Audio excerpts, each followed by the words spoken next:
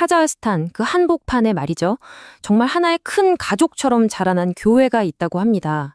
이게 사실 수백 페이지짜리 연구 논문 내용인데 제가 이걸 꽉 압축해서 이 특별한 공동체가 어떻게 성장했는지 그 비결을 지금부터 한번 파헤쳐 보려고 합니다. 자, 그래서 우리가 던져야 할 핵심 질문이 바로 이거예요. 옛 소련의 중심지였잖아요, 여긴. 정말 격동의 역사, 온갖 문화가 뒤섞인 이 땅에서 어떻게 신앙 공동체 하나가 그렇게 깊이 뿌리내리고 자랄 수 있었을까요? 도대체 그 힘은 어디서 나왔을까요? 일단 이 나라의 배경부터 좀 살펴볼게요. 카자흐스탄 하면 뭐가 떠오르세요? 놀랍게도요, 무려 130개가 넘는 민족이 함께 사는 다민족 국가입니다. 정말 대단하죠? 그리고 바로 이 다양성이라는 점이 오늘 이야기의 아주 중요한 배경이 됩니다. 자, 그럼 첫 번째 이야기로 들어가 보죠. 격동 속에서 탄생한 국가. 이 공동체를 제대로 이해하려면요, 먼저 이 땅, 이 민족이 가진 깊은 역사부터 알아봐야 해요. 카자흐 민족의 뿌리를 거슬러 올라가면 고대 튀르크계 유목민이 나옵니다. 근데 이 카자흐라는 이름 뜻이 되게 재밌어요. 이게 분리된 사람들, 다시 말해 자유로운 영혼 이런 뜻이거든요.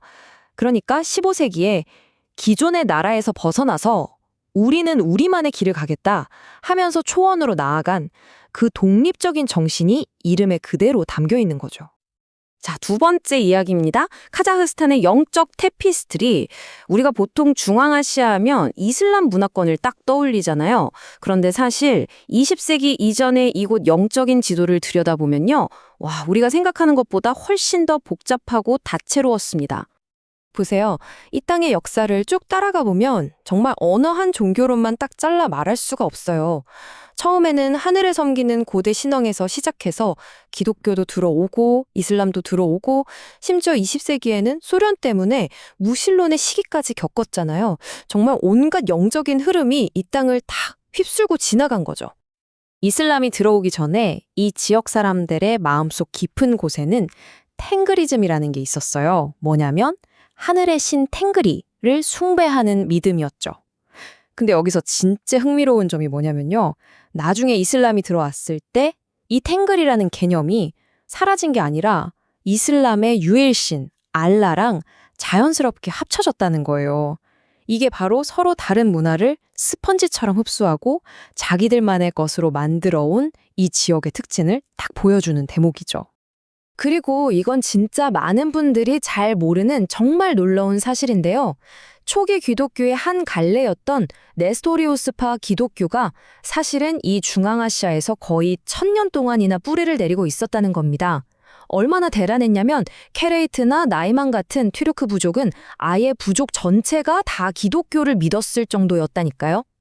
자, 이제 시간을 훌쩍 뛰어넘어서 20세기로 가보겠습니다. 세 번째 이야기, 소련 시대의 유산. 이 시기는 카자흐 사회에 정말 지울 수 없는 아주 깊고 때로는 정말 잔혹한 상처를 남긴 시대입니다. 오늘날의 카자흐스탄, 그 다민족적인 모습과 그 이면에 있는 깊은 상처를 만든 소련의 핵심 정책이 딱 세 가지가 있어요. 첫째가 유목민을 강제로 정착시킨 것, 둘째가 지식인들을 대거 숙청한 것, 그리고 마지막으로 수많은 소수민족을 이 땅으로 강제로 이주시킨 겁니다. 특히 그 유목민 강제 정착 정책, 이게 1930년대 초에 정말 끔찍한 대기근을 불러왔습니다. 그 결과가 어땠냐면 당시 카자흐 인구의 거의 절반, 50%가 목숨을 잃는 상상도 못할 비극이 일어났어요. 한 민족의 삶의 방식을 통째로 바꿔버린 대가가 너무나도 참혹했던 거죠. 참 역설적인 게 뭔지 아세요?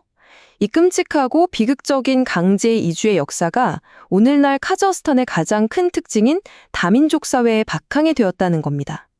그러니까 이 땅은 결국 수많은 민족의 눈물과 아픔이 뒤섞여서 만들어진 곳이라고 할 수 있는 거죠. 자, 이제 네 번째 이야기, 가정교회의 부상입니다. 바로 이렇게 수많은 민족의 아픔과 역사가 한데 뒤섞인 아주 독특한 토양 위에서 드디어 오늘 이야기의 주인공이죠. 개신교, 침례교 공동체가 뿌리를 내리기 시작하는 겁니다. 자, 앞으로 이야기를 제대로 이해하려면 이 개념 하나는 꼭 짚고 넘어가야 돼요. 바로 선교적 교회라는 건데요. 이게 뭐냐면 선교를 그냥 교회가 하는 여러 활동 중 하나, 뭐 프로그램 같은 걸로 보는 게 아니에요. 그게 아니라 교회의 존재 자체가, 우리 공동체가 그냥 여기 살아가는 것 자체가 바로 선교다라고 생각하는 개념입니다. 교회가 곧 살아있는 선교 그 자체라는 뜻이죠. 이 연구에서 뭘 발견했는지 바로 이 그림 하나가 딱 보여줍니다. 수많은 교인들을 인터뷰한 데이터를 싹 분석해봤더니 압도적으로, 정말 압도적으로 가장 많이 나온 단어가 뭔지 아세요? 바로 우리, 그리고 함께였습니다.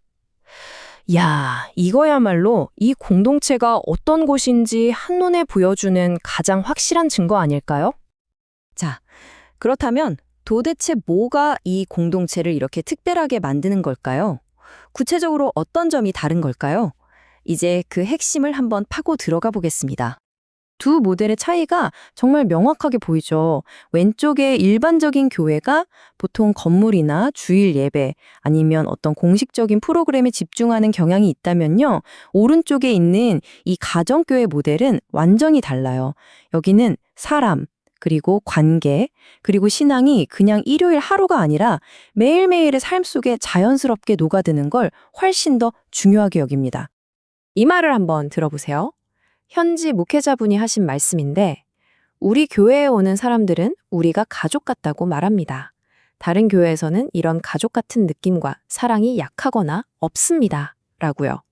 그냥 자기들끼리 하는 얘기가 아니라 외부에서 온 사람들이 와서 직접 느끼고 하는 말이라는 게 중요해요. 이게 바로 이 교회의 가장 큰 특징이었던 거죠. 자, 그럼 이 공동체의 핵심적인 영적 DNA, 그 본질을 한번 정리해 볼까요? 첫째, 기도를 정말 중요하게 생각하고요.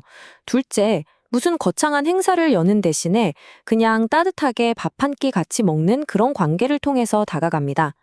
셋째, 도움이 필요한 이웃이 있으면 내 것 아까워하지 않고 기꺼이 희생하고 섬기고요.